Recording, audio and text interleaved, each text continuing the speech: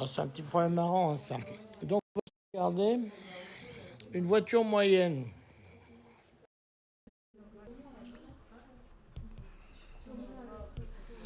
Une voiture moyenne, elle fait combien? Elle fait 1,7 m litres au 100.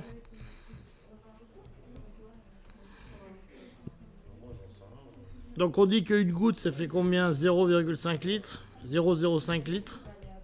C'est ça que vous m'avez dit?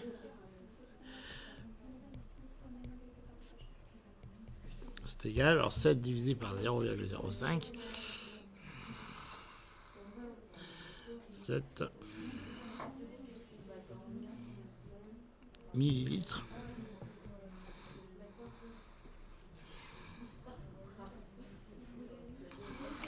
Donc 0,05 exposant moins 3. Donc ça fait 1,4. Ça entraîne que 1 litre est égal à 1,4 10 puissance 5 gouttes. D'accord?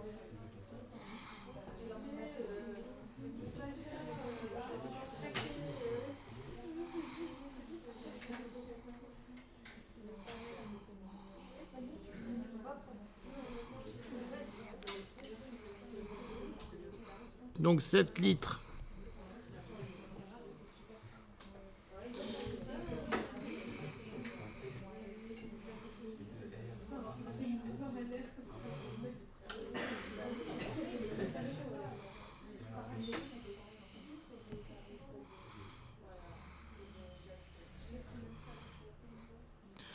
Donc 7 litres font 9,8 10 puissance 5 gouttes. Et ça fait 100 km. Donc une goutte.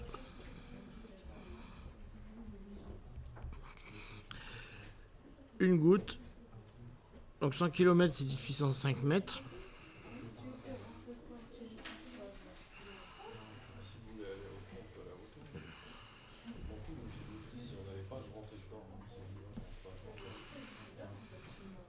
Ça vous fait à peu près 0,12 mètres. Bon, c'est pas complètement ridicule, hein, vous voyez. Donc on a pris une voiture qui consomme beaucoup. On a pris une petite goutte d'eau. Là, vous faites à peu près 12 cm avec une goutte d'huile, une goutte d'essence. 12 cm. Ouais. Elle a pris une petite goutte. 0,05, c'est une petite goutte. Donc en fait, vous faites plutôt 1 mètre en vrai. Regardez maintenant le problème des panneaux solaires. Donc on va d'abord regarder combien. Donc ce problème il est très simple. Donc on a des panneaux solaires hein, comme ça. On va mettre en rouge. Ça. Ils sont ronds mes panneaux solaires. Moi j'ai des panneaux solaires ronds.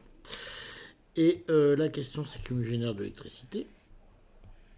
Ça. Donc est-ce qu'on va les stocker dans des batteries?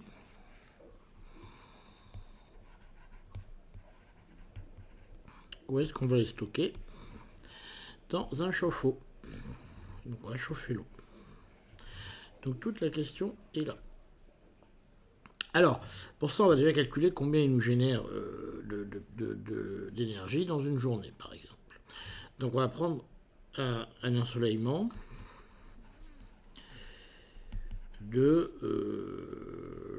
on va prendre 500 watts par mètre carré. Ça, c'est un bon ensoleillement valentinois. Et on va prendre 16 heures par jour de soleil.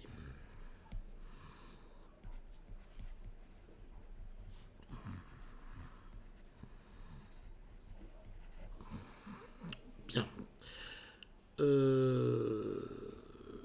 Donc, maintenant, ce qu'on va faire, c'est que si on a un panneau solaire qui a un rendement état qui vaut 0,2, eh bien, l'énergie qui est récupérée par notre panneau, c'est facile, c'est 500. Alors, oui, et dernière chose, on a une surface de 10 mètres carrés de panneaux solaires. Donc, c'est déjà une belle surface de panneaux solaires. Donc, ça nous donne une énergie qui est simplement l'ensoleillement fois la surface, d'accord, fois le rendement quand même, et puis fois le temps, donc 16 heures, fois 3600.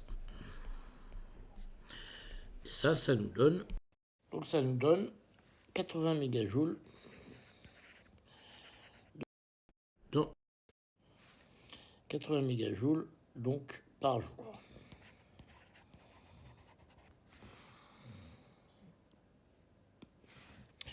Ça, c'est la première chose qu'on a, c'est la production d'un panneau solaire. Alors maintenant, la question, c'est de savoir comment on va les stocker. Alors la première chose, c'est d'énergie de 80 mégajoules de stockage par batterie.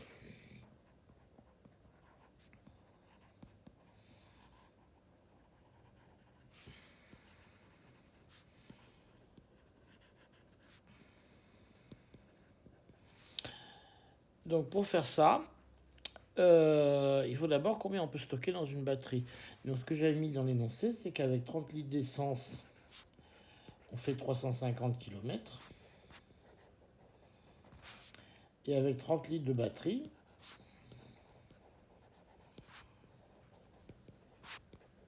on fait 50 km.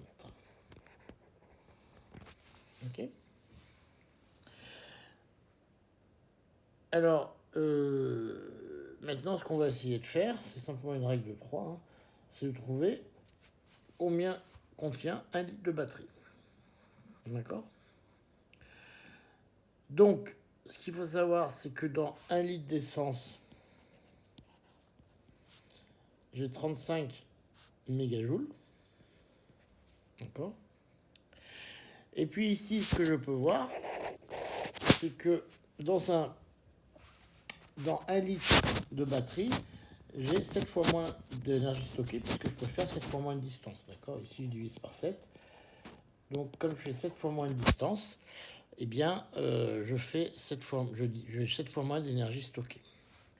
Donc, ça veut dire que dans 1 litre de batterie,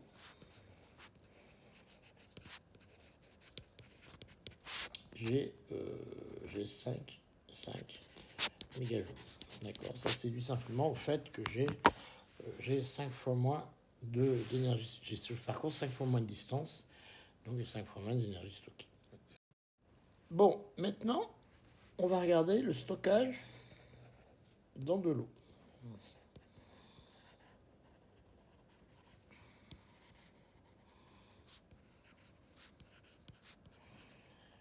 Alors plus exactement, on va regarder si on prend un chauffe-eau de 200 litres.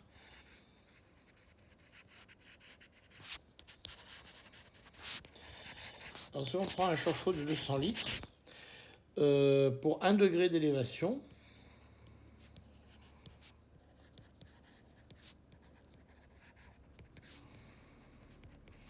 on a une puissance Q qui est égale à 4,18 10 puissance 3. Ça, c'est la chaleur spécifique de l'eau, fois 200, donc ça fait 200 litres. Parce que le CP, c'est 4,18 10 puissance 3 joules par Kelvin par kilo. Et donc, on obtient que ça vaut simplement, alors, c'est facile à calculer, 4,18, ça vous fait 836 kilojoules.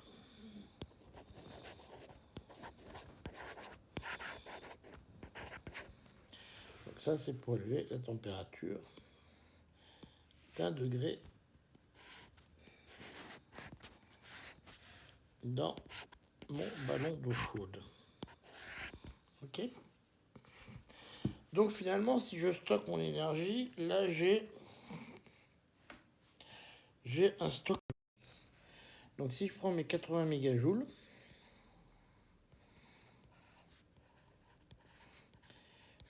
qui sont produits par le panneau, ben, j'ai deux choix. Ça me fait 80 divisé par 5 en batterie. Donc ça me fait 16 litres de batterie.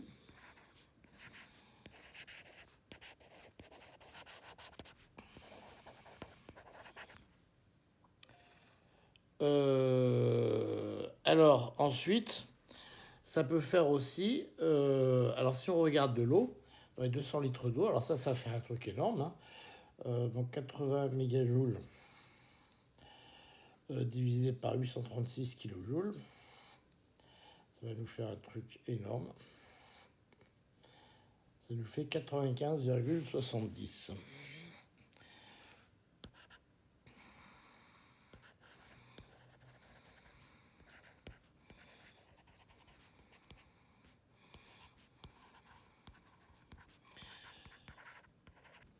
Alors, ce qu'on va faire un peu, c'est qu'un chauffe-eau, par degré, hein, bien sûr.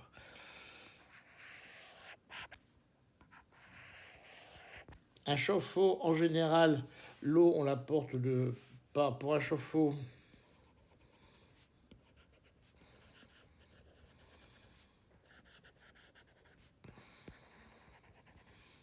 L'eau, on la porte de 20, plutôt de 10, alors on met de 15 degrés, c'est l'eau qui arrive du robinet, hein. Donc de 15 à 60 degrés. Et à ce moment-là, on peut chauffer.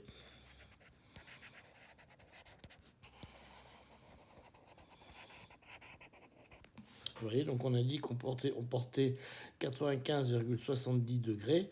Et il suffit de diviser ça par 45.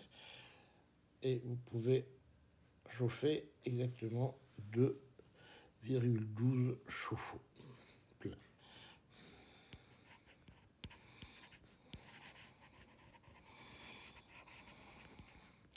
Donc ce que vous voyez ici, c'est que finalement, c'est pas mal le chauffe-eau. L'eau, c'est pas mal pour stocker l'énergie parce que vous avez une grosse capacité calorifique. Donc en fait, tout ça, c'est des chiffres très surévalués au niveau de l'ensoleillement, etc., etc. Mais voilà, avec de l'eau chaude, on peut stocker pas mal d'énergie en jouant sur la capacité calorifique, puisqu'on peut encore 16 litres de batterie, ce qui est assez important, surtout qu'en fait, on va pas avoir un rendement de 1 sur les batteries. On peut chauffer de l'eau, ce qui est intéressant, puisqu'avec des chauffe-eau de 200 litres, on peut chauffer 2 fois le chauffe-eau avec une seule journée d'ensoleillement. Voilà.